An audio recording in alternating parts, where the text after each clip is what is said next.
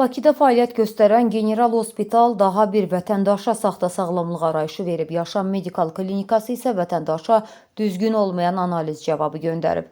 Bir xəbər media xəbər verir ki, Unikala müraciət edən Ruslan Hüseynov bildirib ki, paytaxtda yerləşən restoranlardan birində çalışan zaman Yaşam Medikal Klinikasının əməkdaşları ondan qan analizi götürüblər.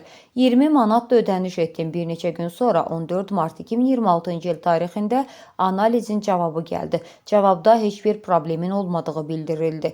Bir müddət sonra isə başqa bir restoranda işləməyə başladım. Bu səbəbdən sağlamlıq kağızı almalıydım. Beləliklə, digər bir özəl klinikada qan analizi verdim. Məndə hepatit aşkarlandı.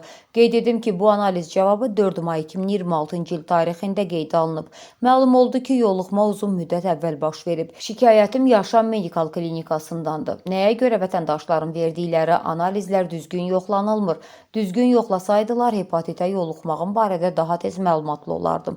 Onu da qeyd edim ki, məndə bu xəstəlik aşkarlanandan sonra yenidən yoxlanış etmək istədim. Bu dəfə General Hospitala müraciət etdim, lakin məlum oldu ki, həmin klinika heç bir yoxlanış etmədən saxta sağlamlıq arayışı verir. Mənə kart nömrəsi göndərdilər, ödəniş etdim. Ertəsi gün isə mənə sağlamlığımla bağlı heç bir problemin olmadığı barədə saxta arayış göndərdilər.